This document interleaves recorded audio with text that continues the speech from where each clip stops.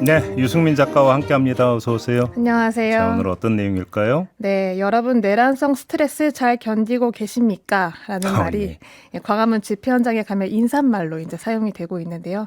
그만큼 안부 인사가 됐다라는 뜻입니다. 저희가 네. 그 윤석열 대통령 체포 전에 네. 비슷한 얘기를 한번 한 적이 있잖아요. 그렇죠. 근데 네. 이런 상황이 다시 올 줄은 몰랐는데 그렇죠. 다시 온 거네요. 체포가 되면 다 해소가 되겠다라고 네. 이제 얘기를 했었는데 사실 그 우리 안에 이제 축적된 스트레스를 이제 우리가 어떻게 자각을 할 수 있을지 그리고 해소법이 무엇인지 정신과 전문의를 통해서 들어봤습니다. 아 근데 이런 이유로 진짜 병원 찾는 분들이 꽤 있대요? 없습니다. 뭐 이렇게 단호해요? 왜냐하면 인지를 거의 못하기 때문인데요. 아, 대부분은 이제 뭐 피로 통증, 피로나 통증이나 소화불량, 뭐 두통, 불면증을 포함해서 증상을 내가 느꼈을 때는 일반 병원에 가는 거죠. 근데 그랬을 때 우리가 흔히 듣는 말이 이거 스트레스성이에요라는 말을 듣잖아요. 그럼 그냥 집으로 가는데 거기서 이제 이거는 조금 심리적인 이슈가 있을 수 있으니까 정신과 상담을 받아보세요라는 말을 듣고 이제 정신과를 찾아갔는데 알고 보니까 현안으로 인해서 누적된 스트레스가 원인이었다라는 걸 발견하게 돼요. 그러니까 최종 판정은 이 내란성 스트레스인데 몸이 근데 병원 찾아갈 땐 그렇게는 연결을 못 시키고 찾아간다라는 거죠. 근데 네. 가서 보니까 그렇더라. 네. 그 관련 내용을 해서 이두형 정신건강의학과 전문의 이야기를 한번 들어보시겠습니다. 정치 상황이라든지 뭐 특정 대상이랑 완전히 자기를 동일시하거나 이게 잘 되면 뭐 나는 살아남고 이게 아니면은 뭐 내 인생은 없고 그렇게 생각하시는 분들이 많잖아요. 그런 너무 거대 담론에 자기가 너무 일치된 인사고 그런 분들이 보통 일상이 다 결여되어 있는 경우가 많거든요. 일상이 결여됐다니까 일상이 흔들려 버렸다 이런 얘기가 되는 거죠. 네, 뭐 쉽게 뭐 제 주변에도 식음을 전폐하거나 이제 불면증을 겪고 있는 사례들이 있는데요. 네. 그거는 본인이 자각을 하기가 쉽지만 간과하기 쉬운 것 중에 하나가 이제 하루 종일 휴대폰을 손에서 놓지 못하는 경우, 가족들과 식사를 할 때 계속 뉴스를 틀어놓는 경우, 이것도 해당이 될 수 있다고 합니다. 또 이제 집회에 매일 나가는 사람들 가운데 내가 불편함 때문에 나가는 경우가 있거든요. 그러니까 마음의 빚이라든가 부채감을 느껴서 나가는 건데 그럴 때 이제 우리가 지친 몸을 이끌고 집회 현장에 나감에도 불구하고 왜 나가는지를 좀 정확하게 자각을 할 필요가 있다라는 건데요. 다시 한번 이두형 정신과 의사 이야기로 들어보시겠습니다.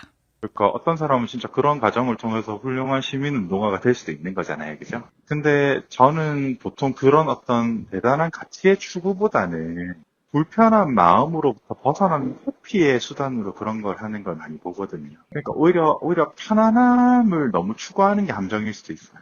그러니까 불편함을 불편함으로 느끼는 게 너무 자연스러운 거다. 네. 그런 거잖아요. 가장 정상적인 것이다라는 거고 흔히 뭐 마음이 편안한 상태가 가장 정상적이다라고 오해하기가 쉽지만 지금 상황 같은 경우에서는 위협에 대처하기 위해서 불편함을 가지고 있는 게 정상적인 반응이다라고 볼 수 있는 겁니다. 그렇기 때문에 방어 본능이 올라오고 각성 수준도 그리고 긴장 불안도도 높아진 상태라는 건데요.